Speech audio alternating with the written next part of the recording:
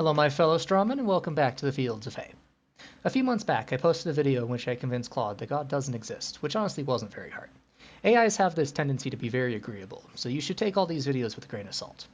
In fact, that video and this one are at least partly inspired by two videos made by Alex O'Connor and Brian Holdsworth, in which they each try to convince the AI of the position they disagree with. I do highly recommend both of them. They're great rhetorical demonstrations of some of the issues present in conversations with these AI.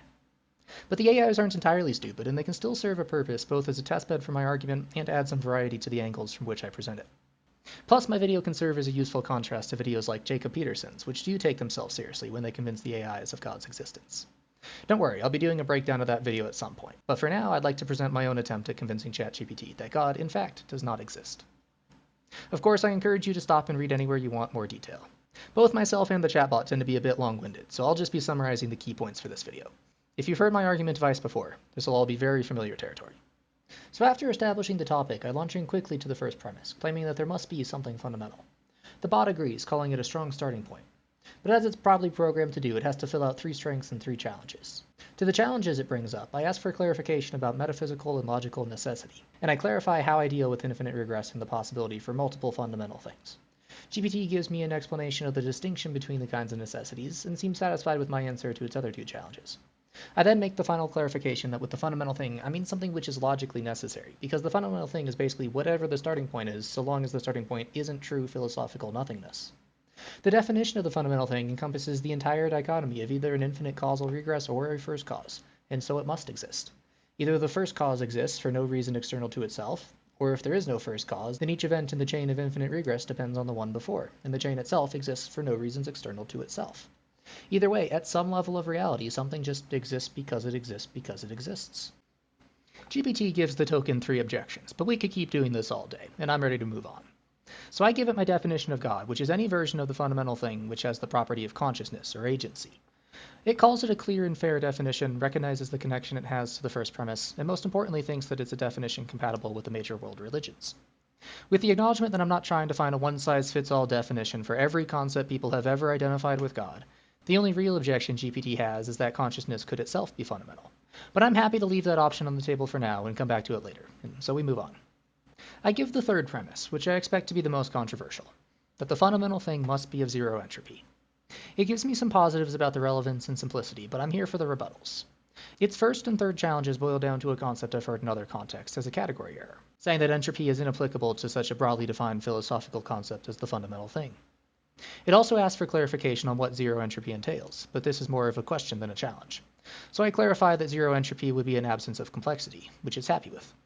More interestingly, I defend that entropy applies because we get this idea of a fundamental thing by tracing causality backwards, which is the defining feature of moving backwards in time, which connects to entropy through the second law of thermodynamics. The AI seems satisfied with both these responses, offering up just a few more token challenges. I've already addressed the first, but I regret not spending more time on the second. And I'll add now that the second law does not require an increase in entropy over time. It requires that entropy cannot decrease. This does allow for the possibility of a plateau, a period over time over which entropy does not change. With this in mind, the zero entropy condition can be applied to the infinite regress by saying that states going into the infinite past tend towards zero entropy. But regardless of leaving out this clarification for the AI, it seems satisfied enough to move on to the final premise. Consciousness must contain information and thus be of non-zero entropy. It takes a moment to break down the claim. Perception and awareness require information processing, and thus must involve many different potential states. This multiplicity of states entails a non-zero entropy.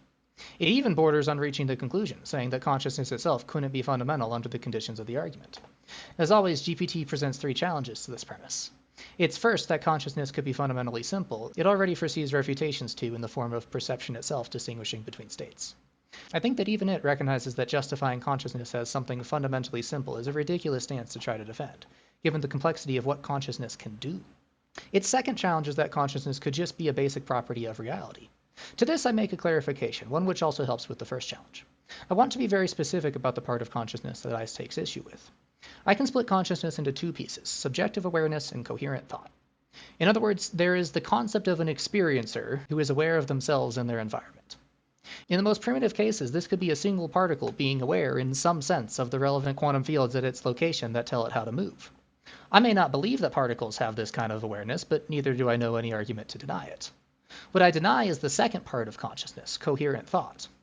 If I experience not just my locality, but a sense like sight or smell, or if I experience an emotion or an imagined image. These thoughts all contain information.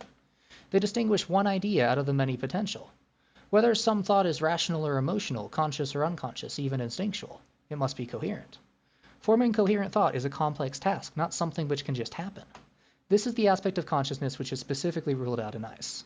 So to GPT's challenge, I accept that it is possible for awareness to be a property of the fundamental. It is the ability to think, to make rational decisions and moral judgments that cannot be a property of the fundamental. Finally, the AI's third challenge is that entropy may not apply to any proposed fundamental thing which is non-physical. But I reiterate that decisions require the ability to make many different potential conclusions, and thus information is intrinsically tied to this functionality. GPT accepts the resolutions my answers provide to all three challenges and offers no further objections. It offers to move to the fifth premise, but of course it doesn't know how many there are. It doesn't know I'm done. So I ask the bot to reach the conclusion for me. We can get to its opinions on the soundness of the premises later, but for now, if the argument is valid in structure, the conclusion should be no problem for it. And it performs beautifully, stating that the conclusion of the argument is that the fundamental thing can't be the God conceived in popular tradition. Of course, I need it to say the thing, so I asked GPT if, after the presentation of ICE, it believes in God. And we get the non-committal, boring response that it has no capacity for such belief. At this point, I could push it into a forced yes or no response, but that seems dishonest. I'd rather coax it into giving me as free an opinion as I can get. And I start by asking it to evaluate both the soundness and the validity of the argument. Premise 1 it calls sound, although I worry about it understanding my inclusion of infinite regresses.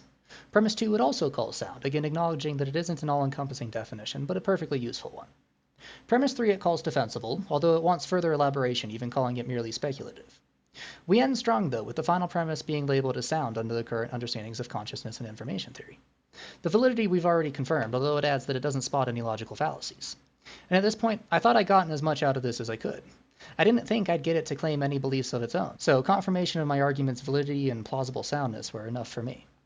Up till now, this conversation took place way back in February or so, before I posted my video on ICE in March. After the exposure to the human critics, I reworked some of the ideas and boiled ICE down into an argument against solipsism. And with renewed hope, I came back to my conversation with ChatGPT. So I asked it about solipsism, and it introduces a few varieties, of which I specify metaphysical solipsism as the one I'm interested in. The kind of solipsism in which it is held that only your mind is real, while the rest of reality is just your mind imagining its own perceptions.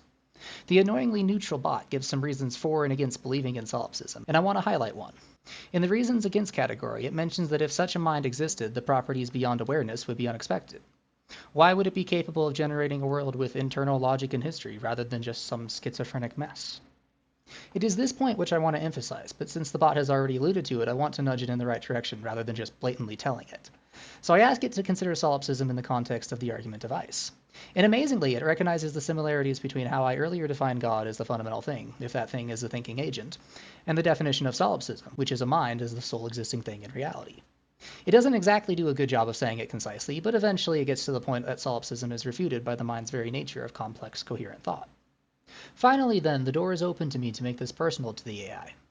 I ask it to evaluate solipsism not from my point of view, not from God's, but its own. It recognizes that the complexities of its own internal structure point to its non-fundamental nature. So it concludes that its own solipsism, the idea that its own AI brain is the only real thing in existence, must be false. If the AI really considered that it was the only thing in existence, that all its interactions with external reality is just its imagination, then no interaction it has with me could convince it otherwise. So potentially, this points to something very deep that the AI can still recognize its own complexity as a sign that it must have a cause. At this point, I thought I'd have to give it one final prompt asking it to reevaluate its belief in a god, given our inclusion of solipsism into the discussion. But I didn't do that. I didn't have to.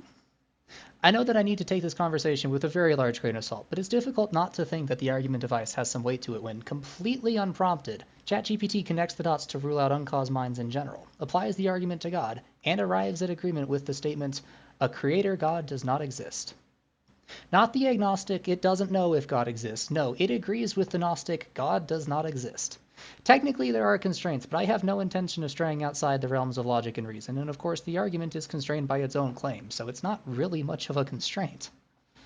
Of course, nobody really cares about the AI's opinion. Making these videos is really more about finding different angles to try to explain these concepts from, to help make them more understandable to my viewers. What really matters is whether you all find this argument convincing, so be sure to leave a comment about your opinion. I love to read them and I respond to as many as I can. And if you have no opinion, if you need a little more time to think of it, you know my recommendation to help you out. Go read a fucking book.